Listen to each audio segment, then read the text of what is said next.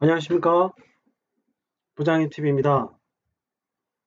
어, 오늘은 PM 토킹 네 번째 시간 블록체인과 가상화폐에 대해서 컨텐츠를 준비해 보았습니다.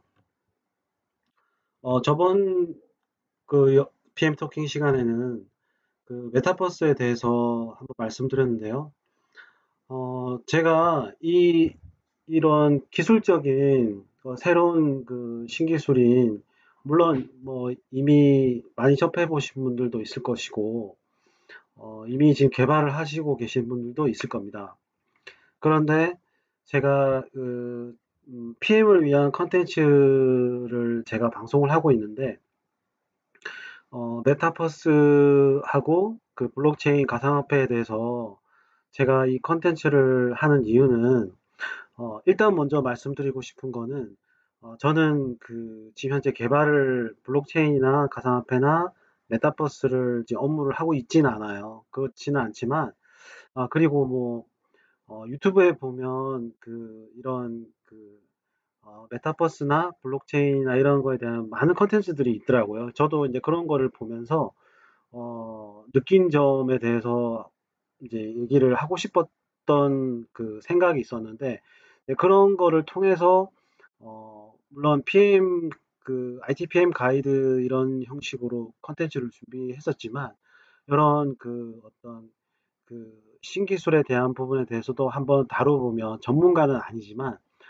제가 어떤 비즈니스 차원이라든지 서비스 차원에서 이제 업무 개발을 하는 서비스 차원에서 필요한 어떤 기술들 이런 부분에 대해서는 제가 많이 부족하긴 하지만 이렇게 한번 설명을 드리면 한 번쯤은 지금 이런 제 방송을 듣는 분들에게는 한 번 정도는 생각해 볼 시간을 드리는 게 좋겠다라는 판단을 해서 제가 굳이 이런 거 제가 잘 모르고 잘났다고 이렇게 방송하려는 건 절대 아니고요.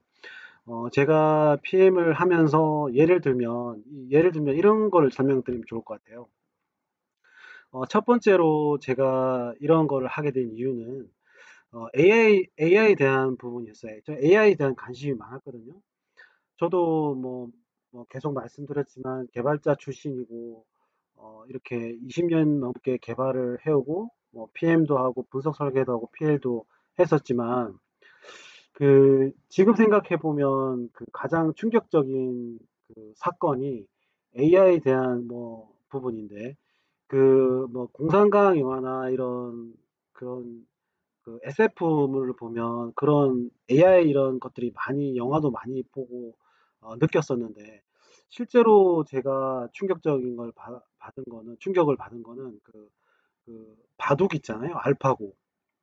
알파고를 실제로 그때 접했을 때 신문 기사를 보고 실제로 대국을 하는 걸 보고 뭐 지금은 알파고의 더 업그레이드된 버전이 나왔다고 하더라고요. 지금 이름이 기억나진 않는데 거의 뭐 알파고의 뭐 100배, 1000배 뭐 정도의 계산을 한다고 하더라고요. 그러니까 그런 거를 접했을 때 정말 문화적인 충격을 받았었거든요. 아, 나는 정말 이 IT 업계에 개발자로서 그런 PM으로서 이런 프로젝트를 진행하면서 이런 감각을 많이 이게 실제 업무적인 감각을 알고 있다고 생각했는데 이 AI라는 기술이 이 정도로 사람을 뛰어넘을 정도로 대국의 1인자인 우리나라 1인자 있잖아요. 1인자를 한 번밖에 못 이길 정도로 뭐 중국의 뭐 커제인가? 그 사람은 한 번도 못 이겼다고 그러던가. 하여튼 그렇게 AI의 기술이 엄청나게 그런 충격을 줬었거든요. 근데 그거를 느꼈을 때, 아, 우리가 IT를 하는 사람들이 실제 개발을 하는 분들도 있고, 그거를 이제 리딩하는 분도 있고, 뭐 여러 가지 분야에 있겠지만, 이런 시대적으로 지금 이렇게 격변하는 시대에 나오는 신기술들을 이렇게 이해하지 못하고 인지하지 못한 상태에서 비즈니스를 과연 할 수 있을까라는 생각이 들었어요. AI를 생각했을 때. 그때 정말 문화적인 충격을 받고, 아, 내가 정말 아무 생각 없이 살았구나. 그런 생각이 첫 번째 들었고, 두 번째는 더 오래전 얘기지만 스마트폰이 나온 시절이 있었잖아요. 저는 그 스마트폰이 사람들이 많이 사용할 때도 불구하고 투지폰을 굉장히 오래 사용을 했었거든요. 스마트폰이 이미 나와서 사람들이 많이 쓰고 있는데도 불구하고 저는 이제 프로그램 개발자이고 뭐 그러지만 스마트폰을 잘 안 쓰고 투지폰을 오랫동안 사용했었거든요. 근데 이제 그 스마트폰이 지금 은행 결제도 하고 게임도 하고 모든 걸 지금 다 하고 있잖아요. 유튜브도 보고. 그리고 이제 가장 요즘에 최근 느끼는 점들은 정말 지하철을 타고 가면 스마트폰을 할아버지도, 애도 그렇고 모든 사람들이 스마트폰을 보면서 일상생활을 하고 있다는 거죠. 그게 진짜 불과 7, 8년 전? 뭐 하여튼 그런 시절이었고, AI도 아까 4, 5년 전으로 기억하는데, 알파고가 나왔던 게. 근데 그런 것들이 정말 순식간에 다가오더라고요. 근데 우리가 IT 프로젝트를 할 때 이런 거에 대한 현실 감각이 없었다면 정말 이거를 업무적으로 딱 직면했을 때 과연 잘할 수 있을까? 그러니까 AI 개발자가 왔고, 블록체인 개발자가 왔더라도 실제로 업무 리딩을 하는 사람은 PL이나 PM일 거거든요. 그 프로젝트를 책임지는 사람은 PM이고, 업무 리딩을 하는 건 PL. 그러니까 실제로 업무를 흐르게 하는 그 최하위 단에는 블록체인이나 AI 기술이 들어가겠지만, 전체적으로 서비스를 완성하는 거는 PL의 업무 설계에서 나오는 거거든요. 뭐 현업이 얘기한 요구사항도 있긴 하지만.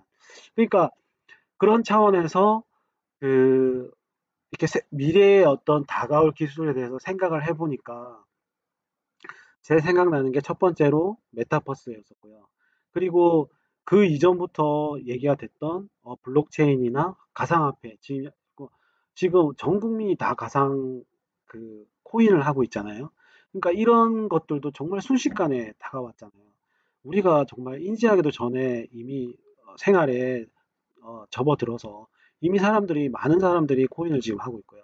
그러니까 우리 개발자들을 포함해서 개발자들은 당연히 이제 이런 엔지니어를 많이 지금 배출을 하고 있겠지만 이 프로젝트를 이끄는 그 중요한 사람 중에 하나인 PM과 PL도 이거에 대해서 관가하고 그냥 단순히 예전에 했던 업무 서비스들만 생각하고 뭐 뱅킹이든 그리고 공공개발이든 민간개발이든 그런 특수한 업무에 대해서 업무를 잘 알고 있다고 하더라도 실제로 이런 신기술들이 쓰일 때 이것을 업무 서비스로 표현하지 못한다면 접목을 잘 못 시킨다면 제대로 기술을 구현을 못하겠죠.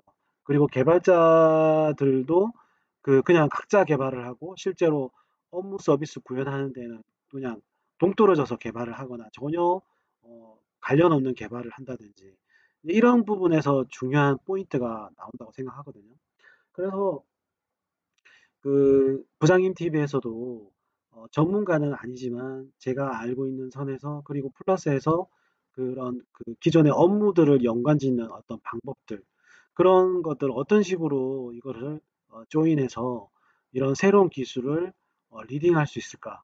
물론 세세한 부분들은 개발자들이 진행을 하겠죠. 근데 그것을 당연히 PM이나 PL은 그 서비스 개념을 알고 있어야 되고 그리고 업무적인 리딩을 해야 되고 업무적으로는 현업을 조율해야 된다. 이런 관점에서 지금 제가 이번 시간에는 블록체인과 가상화폐에 대해서 계속 이런 부분에 대해서는 저도 공부를 하고 있고 여러 부분에 대해서도 한번 말씀을 드리면 도움이 좀 되실까 생각해서 계속 진행하고 있으니 이런 관점에서 꼭 전문가는 아니지만 한번 생각해 볼 필요가 있다라고 생각을 하시고 이 컨텐츠를 봐주시면 감사하겠습니다. 크몽에서 지금 서비스 되고 있는 ITPM을 막 시작하는 40대 직장인을 위한 전문 가이드 많이 사랑해 주시고요. 구독, 좋아요는 많이 힘이 됩니다. 감사합니다. 자, 오늘 제가 준비한 것은 블록체인과 가상화폐에 대한 PM 생각이라고 정리했는데요. 이미 저도 이제 최근에 많이 좀 알아보고 있는 중이긴 한데요.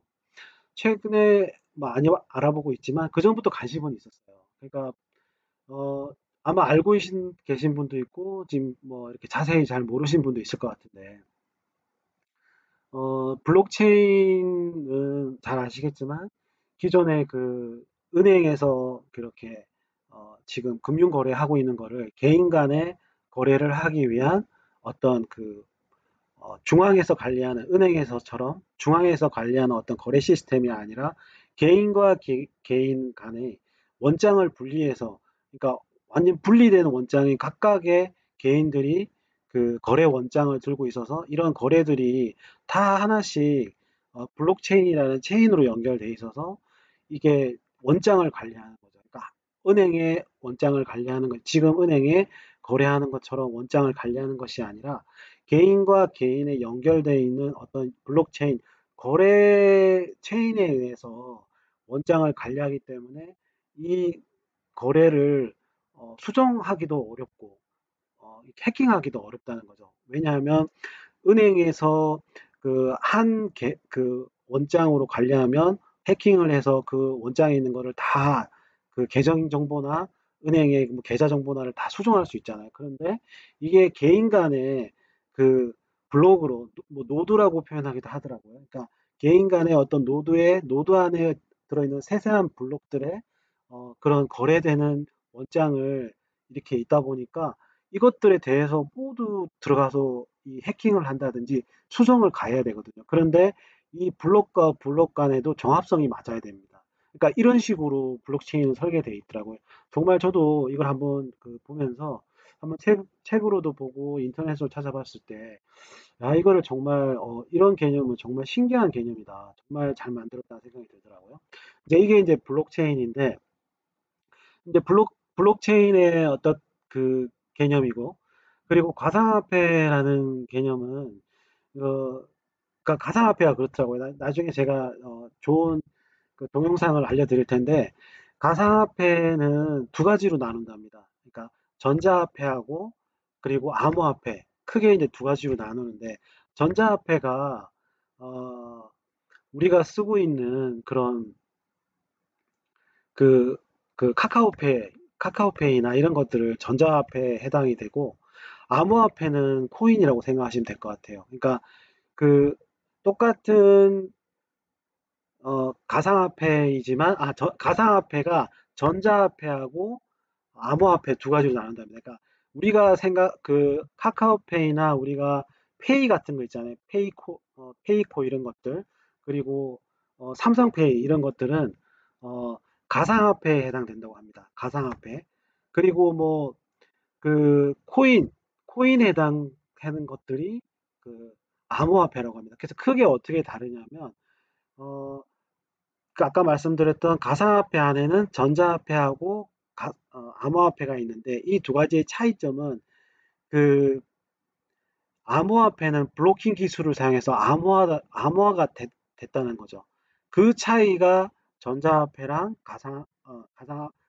암호화폐하고 다르답니다. 그 두 가지를 합쳐서 어, 어, 전자화폐하고 암호화폐하고의 차이점은 암호화된 기술이 들어간 것이 암호화폐고, 이게 두 가지 합쳐진 게 가상화폐고요. 그리고 전자화폐는 우리가 보통 체크카드 그런 것도 전자화폐라고 한다고 하네요.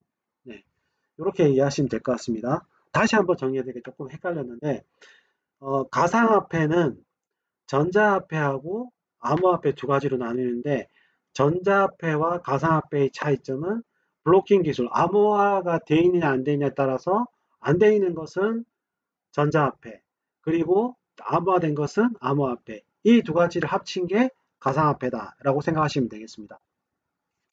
자, 그러면 제가 블록체인과 가상화폐에 대해서 말씀드렸는데, 이게 지금도 많이 쓰고 있더라고요. 이거 뭐 여러 가지 뭐 피자를 시킬 때도 어 가상화폐를 통해서 그 그 이런 그 암호 거래 코인 거래소에 가서 코인을 사서 그것을 바꿔서 코인으로 피자를 사서 할인을 받더라고요. 이런 게 실생활에 저도 해봤는데, 영화 티켓도 한번 사봤어요. 그러니까 영화 티켓이 원래는 만 몇천 원 하잖아요. 근데 이걸 50%로 저렴하게 살 수 있대요. 영화 그 메가박스인가 가서 보니까. 근데 그게 페이코인이라고 있는데, 페이코인을 그거를 거래를 하려고 그러면 거래소에 가야 되거든요. 코인 거래소에 가서 페이 코인을 사요. 그러면 그 페이 코인으로 그, 그 영화 티켓을 살 때 결제할 때 코인으로 결제하는 겁니다. 저도 한번 해봤는데 되게 신기하더라고요. 그러면 50%로 영화가 결제가 되더라고요. 그러니까 반값에 영화를 봤습니다. 그러니까 이게 실제로 그러니까 우리 생활에 사용이 되고 있는 거죠. 그게 가상화폐가 암호화된 가상화폐인 코인을 실제로 한번 실생활에 쓰는 걸 한번 해봤는데, 너무 신기하고, 그렇더라고요. 그래서 실제로 지금 우리 생활에도 속속들이 사용이 되고 있는 것 같아요. 그래서 지금, 제가 첫 번째 이제 시작을 하는데요. 블록체인 아까 개념을 설명드렸고, 암호화폐에 대한 개념도 설명을 드렸습니다.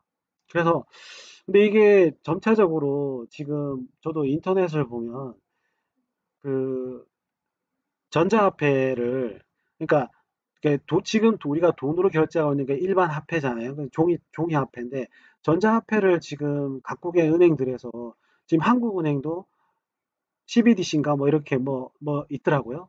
그거를 뭐 정확하게 제가 지금 철자가 기억이 안 나는데, 전자화폐를 지금 만들려고 지금 모의적으로 시험을 하고 있고, 농협인가 어딘가는 전자화폐를 이미 테스트도 다 했다고 하더라고요. 그러니까 이미 지금 그 세계 그 각국의 은행들도 그 화폐를 전자화폐, 그러니까 암호화폐가 아닌 전자화폐를 만들어서 통용을 하기 위한 시스템을 이미 준비를 하고 있는 거죠. 그러니까 종이돈도 사용할 수 있고, 그리고 전자화폐인 그런 어떤 그 가상화폐 형태로 어떤 형태가 될 수도 있는데, 그런 형태로도 사용할 수가 있다는 거죠. 그런데 이제 이 기반 하에 먼저 개인 간의 어떤 그 중앙은행 방식에서 하는 방식이 있고, 개인 간에 하는 방식이 있는데, 이것들이 둘 다 블록체인 기술을 사용할 수 있다라는 거죠. 그러니까 저도 인터넷에서 봤는데, 뭐 그 이런 처음에는 이 그 블록체인이라는 게 코인으로 많이 연상되다 보니까 세계 각국의 은행들이 반대를 많이 했다고 해요. 근데 지금은 이 기술들이 실제로 테스트를 해보니까, 일단은 그 해킹하기가 어렵잖아요. 아까 말씀드렸듯이 그런 블록 간의 어떤 그 원장을 분리하는 개념이다 보니까 해킹이 일단 어렵고, 그리고 정합성이 유니크하게 해결이 되잖아요. 그 부분이 해결이 되니까 굉장히 메리트가 있는 거죠. 그러다 보니까 그 각국의 은행들, 한국은행도 포함해서 그런 그 전자화폐를 만들려고 지금 많이 노력하고 있고, 지금 준비를 하고 있답니다. 그러니까 이게 이제 일단 금융에서 먼저 시작이 될 것 같아요. 그리고 아까 말씀드렸듯이 그 페이코인이라는 그 부분이 유통이잖아요.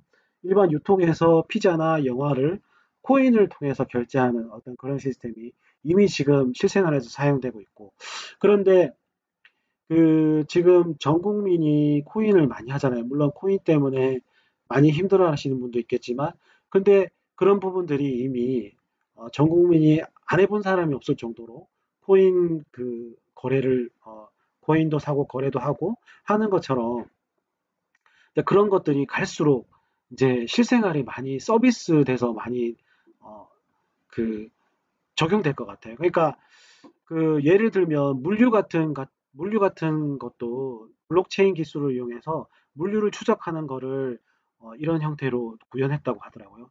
한번 생각해 보세요. 만약 택배를 보낼 때 그냥 그 택배에 어떤 시리얼 넘버가 붙어서 갈 텐데, 근데 그거를 지금 그 중앙 은행 방식처럼 중앙에서 그런 택배를 보낼 때 코드로 관리할 거잖아요. 근데 만약에 누가 해커가 그 택배 코드를 변경시켰다면 그 택배에 대한 부분을 추적할 수가 없고, 물류가 어떻게 흘러가는지 알 수 없잖아요. 그런데 그 물류의 흐름을 블록체인이라는 기술을 사용하게 되면 그거를 아무도 해킹하기가 어렵다는 거죠.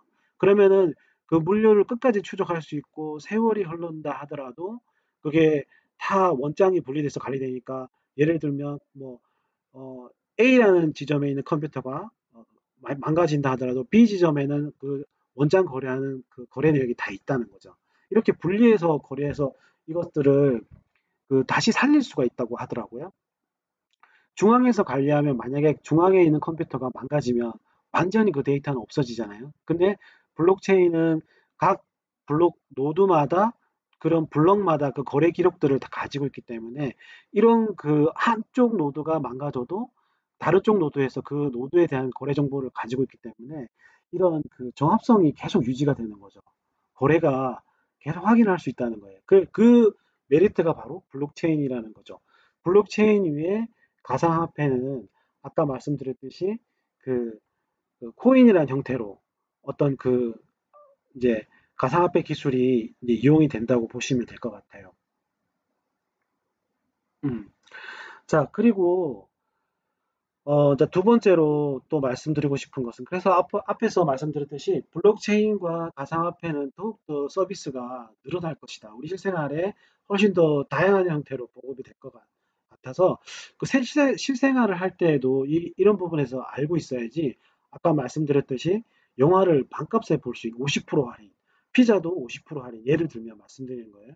그리고 뭐 업무적으로도 어떤 그런 서비스를 구현할 때 어떤 그 원장 분리 개념의 거래를 할 수 있는 블록체인 기술 그리고 어떤 그 특정한 그 거래에 대해서 암호화하는 코인 그런 형태 암호화되어 있는 거래를 코인이라는 형태로 하는 그 암호화폐 가상화폐에 대한 개념을 알고 있으면 아무래도 살아가는데 많은 도움이 될 것 같아요. 자, 두 번째는 이제 업무적으로 들어와서 자, PM도 이런 그 지식을 숙지하고 있어야 된다고 저는 생각해요. 그 제가 아까 말씀드렸듯이 AI 그 제가 프로젝트를 몇 번 해봤는데 처음에는 AI에 대한 방식이 예를 들면 지도 방식, 비지도 방식이 있거든요. 그러니까 그런 부분에 대해서 처음에 개념을 잘 모르니까 업무적으로 이렇게 현업이랑 회의를 할 때도 이게 저도 제가 설명을 하면서도 잘 이해가 안 가는 거예요. 그러니까 AI의 그 이런 그 딥러닝 방식이 지도 방식, 비지도 방식이 있는데 이게 크게 차이점이 비지도 방식은 지도를 하지 않고 어, 뭐 이렇게 그 AI가 알아서 하는 거고 지도 방식은 뭐 개, 고양이 이렇게 사진을 계속 보여주면서 예를 들면 이렇게 지도를 해서 계속 축적해서 AI가 판단하는 이런 어떤 그 방식이었던 것 같은데 이런 것들의 개념을 모르고 그 어떤 서비스를 구현한다고 생각하면 그 예를 들어서 개발자가 잘못 생각하고 잘못 구현하고 있는 거를 짚어줄 수가 없잖아요.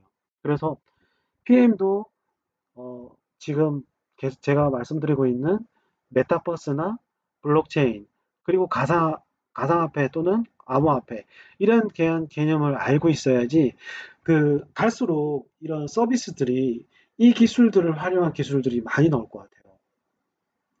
뭐, 뭐 AI 같은 경우도 이 사람이 그 이렇게 하는 그 기본 그 단순한 거를 AI가 계속 무한 반복을 해서 학습해서 그거를 단순 노동을 다 처리하잖아요. 근데 그런 것처럼 그런 그런 부분에 대해서 더 설계를 해야 되니까 그런 부분 알고 있어야겠죠. 그리고 블록체인도 마찬가지로 이런 아까 말씀드렸던 물류 시스템에 대한 부분도 그런 서비스를 그런 그 물류가 일어나는 어떤 액션에 대해서 블록체인 기술을 이용해서 그런 각 노드별로 거래를 보관할 수 있고 증명할 수 있다. 그런 개념을 알고 있어야지 그 접목을 할 수 있겠죠. 그러니까 우리가 알고 있는 기본적인 그 트랜잭션이 그 블록체인의 어떤 원장의 거래 개념이거든요. 그러니까 그 트랜잭션이 원래는 원장에 그대로 계속 한 곳에만 보관했는데 그 트랜잭션을 각 노드별로 그리고 블록별로 그거를 상호 가지고 있다는 거예요, 거래를. 이런 부분에 대해서 알고 있어야 되겠죠. 그래야지 비즈니스를 연결할 수 있을 겁니다. 그러니까 PM도 제일 중요한 게 업무 설계할 때 그 요건 정의할 때 있잖아요. 우리 요구사항 정의서 할 때 그 요건들이 나오잖아요. 근데 그거를 비즈니스에 접목시켜서 구현 단계가 있잖아요. 구현 단계에서 이제 개발자들이 트랜잭션을 일으키는 어떤 그 액션을 이제 개발을 할 건데 그거에 대한 액션을 처리할 때 블록체인이 이제 들어가는 거죠. 서비스마다. 그러면서 그 서비스가 장부에 기록되듯이 DB에 기록이 되는 거예요. 예를 들면 예를 들어 설명드린 거예요. 이런 것들을 이해하고 있어야지 제가 말씀드렸던 미래의 블록체인이라든지 가상화폐에 대한 비즈니스 설계를 할 때 그 수단으로 활용할 수가 있는 거죠. 그죠? 물론 개발자한테 이거 블록체인은 실제로 코딩을 어떻게 하는 거야? 이런 걸 알 필요는 없어요. 알 필요는 없는데 서비스 차원에서 어떻게 접목을 시켜야 되냐. 그렇죠? 이 부분에서 포인트가 있다는 거죠. PM이나 PL이. 그래서 이런 부분에서 어느 정도 개념을 숙지하고 있어야 된다. 블록체인이나 가상화폐, 메타버스도 마찬가지고요. 자, 그리고 세 번째는 개발자 분들에게 말씀드리는 겁니다. 그러니까 지금 이미 블록체인이나 가상화폐를 개발하시는 분이 있을 거예요. 그런 분들에게 말씀드리는 것이 아니라 어, 웹 개발자이든 그리고 핸드폰 개발, 앱 개발자이든 이런 블록체인이나 그 가상화폐 그리고 메타버스에 대해서 실제로 업무를 하지 않은 분들도 이 개념을 알고 있어야 된다고 생각해요. 왜냐하면 지금 뭐 제페토라든지 이미 지금 많이 하고 있고 뭐 제페토뿐만이 아니라 지금 새로운 그 어떤 생태가 많이 여러 군데서 지금 일어나고 있어요. 막 이렇게 뭐 SK에서도 하고 있고 예를 들어 정확하게 모르겠는데 뭐 이런 제페토도 있고 뭐 다양하게 지금 많은 그 메타버스 공간이 지금 탄생하고 있는데 거기서 이제 일어나는 비즈니스들이 기존의 오프라인 쪽하고 그리고 온라인 쪽하고 접목이 된다는 거죠. 여기서 알고 있어야 될 것 같아요. 자, 그러면 온라인하고 지금 우리가 하고 있는 앱 개발이나 그리고 핸드폰으로 하는 앱 개발, 스마트 앱 개발 이런 부분들이 이제 메타버스 같은 경우도 그렇고 우리가 가상화폐 결제하는 부분도 그렇고 이런 부분들이 서비스가 연결이 되잖아요. 그러면 서로 인터페이스가 일어나고 그러면 그 어떤 상호적인 인터페이스만 알고 있으면 되는 게 아니라 그 메타버스나 블록체인이나 가상화폐에 대한 개념을 알고 있어야지 그 데이터를 받았을 때 처리하는 그 인풋 아웃풋에 대한 개념을 처리를 하려 그러면 그 개념을 어느 정도는 숙지해야지 서로 커뮤니케이션이 되겠죠. 그러니까 앱 개발자이고 반대편은 블록체인 개발자가 될 수 있고 또 반대편 개발자에는 가상화폐 결제 수단을 하는 개발자가 올 수도 있잖아요. 그러면 서로 커뮤니케이션을 해서 이 서비스를 연계를 해야 되잖아요. 연계하는 부분도 있을 거고 아니면은 지금 그 앱 개발자에는 웹 개발자 분이 블록체인이나 가상화폐를 개발할 수도 있잖아요. 그래서 그 부분에 대해서 개발을 해야 되는 경우도 발생이 될 거예요. 그러면 그렇게 맞닥뜨려야 되면 당연히 어렵겠죠. 그러니까 개발자분들도 미리 이 준비를 해야 된다고 생각해요. 그래서 블록체인이나 가상화폐에 대해 사전에 개념을 숙지하고 여기서 한번 또 말씀드리고 싶은 게 제가 한번 찾아봤어요. 저기 인터넷에 들어가서 구글이나 네이버에서 찾아보면 블록체인이나 가상화폐에 대한 샘플 소스가 많이 있더라고요. 그거를 직접 한번 해보시라는 거죠.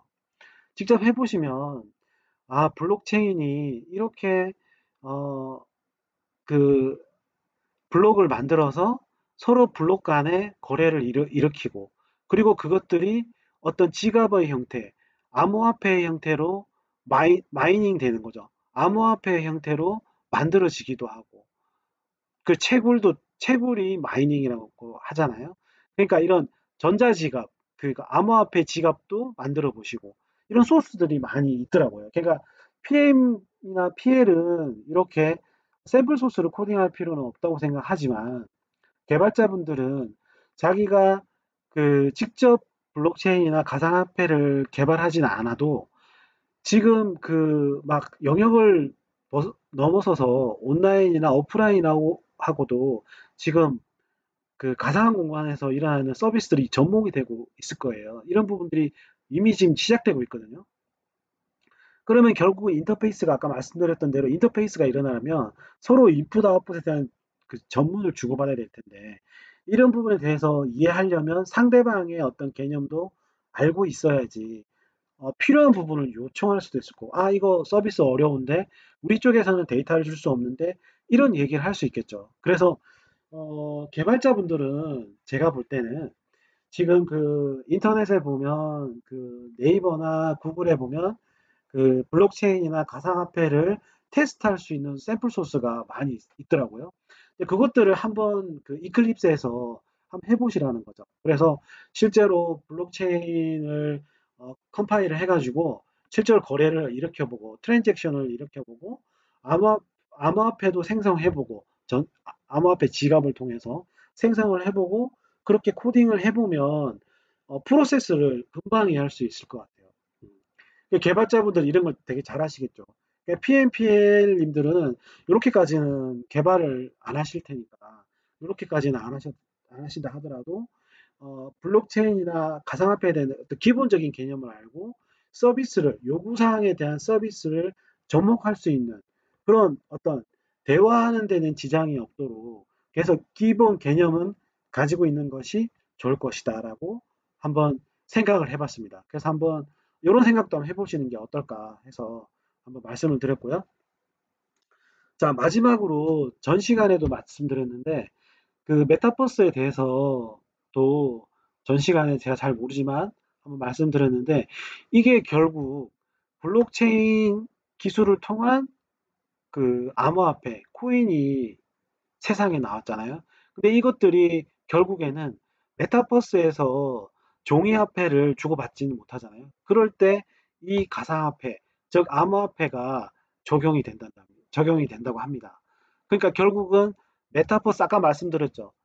이 블록체인이나 가상화폐 이 기술이 결국은 온오프라인으로 지금 이미 적용이 돼서 접목이 돼서 서비스를 하고 있는 분야가 나왔고 아까 말했던 피자나 그 아까 영화 티켓을 구매하는 부분요. 이미 나왔어요. 그런데 이게서 이제 가상 공간이 메타버스에서의 어떤 결제 부분도 결합이 된다는 거죠. 그러니까 그 쉽게 말씀드리면 메타버스에서 아바타끼리 결제를 할 때 그 그냥 가상화폐를 이렇게 결제를 하면 또 해킹을 당하겠죠. 그래서 암호화된 그 코인의 형태로 암호화된 블록체인으로 암호화된 그 코인의 형태로 거래를 하게 된다는 거죠. 그래서 개인 간의 거래, 아까 말씀드렸던 블록체인의 개념, 개인 간의 거래인 원장 분리인 이 개념이 그 개인 간 거래가 되잖아요. 은행을 통하지 않고 할 수 있는 거래가 되는 거죠. 그러니까 결국 메타버스에는 아주 적합한 그 거래 수단이 되는 거죠. 그리고 이제 더 나아가서 그렇게 말하더라고요. 그 메타버스 공간에서 어떤 그런 가상에 있는 물건조차도 NFT 아시죠? 그, 그 소유에 대한 어떤 증명을 NFT 통해서 그것도 블록체인과 코인의 개념을 해서 통용되는 개념인데 그것에서 더 나아가서 유니크한 코인, 그게 NFT잖아요. 그렇게 해서 그 가상 공간에 있는 물건조차도 거래를 할 수 있는 메타버스 공간에서요. 이렇게 이게 다 합쳐지는 거죠. 그래서 블록체인, 그리고 가상화폐, 암호화폐, 그리고 메타버스도 결합이 되어 있는 그런 형태로 새로운 비즈니스 개발이 어, 일어날 것 같습니다. 그래서 제가 그 부장님 TV에서 참 전문가는 아니지만 이 부분에서 한번 꼭 다뤄보고 싶었던 이유가 결국 이 세 개가 합쳐져서 이제 무한한 서비스로 유통이 될 것 같아요. 그러니까 결국 우리 개발자든 PMPL이든 업무 리딩하는 어떤 누가 됐든 업무 설계자든 이 세 개의 어떤 큰 서비스에 대해서 잘 알고 있어야지 프로젝트를 그게 그런데 그 한 가지 말씀드리고 싶은 거는 이 그 신기술이 아직은 정점에 이르지 못하는 것들이 하드웨어나 소프트웨어들이 아직은 개발이 덜 되다 보니까 이게 본격적으로 아직 서비스가 펼쳐지지는 못한다고 하거든요. 특히 하드웨어가 못 따라간대요. 그래서 하드웨어나 이런 것들이 개발이 돼야지 완전히 완성도가 일어나긴 하겠지만 근데 이미 지금 실생활에 그 가미돼서 서비스되고 있다는 것은 절대 잊어서는 안 될 것 같고요. 그래서 미리 준비해서 PM이나 개발자도 숙지해서 개발자는 샘플 소스를 해서 실제로 한번 구현을 해본다든지 이런 것이 꼭 필요하다라고 생각을 해서 말씀드려봤습니다. 결국 그 메타버스에서도 이게 다 연결될 것이다 라는 것을 절대 잊지 마시고요. 그리고 아까 말씀드렸던 제가 가상화폐에 대해서 말하다가 조금 헷갈렸는데 그래서 이걸 준비했어요. 그러니까 블록체인과 가상화폐의 개념을 잘 소개한 동영상이 하나 있더라고요. 정말 저도 이걸 몇 번을 보고 한번 꼭 설명을 드리고 싶었어요. 그래서 이 설명을 잘 설명한 동영상이 있습니다. 이게 안유아 선생님이라고 심사인당 채널에서 심사인당 안유아라고 검색하시면 이 동영상을 찾을 수 있을 겁니다. 그러면 이 동영상에서 블록체인과 가상화폐의 실질적인 개념에 대해서 아주 잘 설명을 해놨으니까 꼭 이 동영상을 참고하시면 좋겠습니다. 예, 오늘도 긴 영상 감사드리고요. 어, 그리고 산출물 시리즈 코리아로커에서 확인 가능하시고요. ITPM 가이드도 코리아로커에서 확인 가능하십니다. 예, 오늘도 긴 영상 감사드립니다. 감사합니다.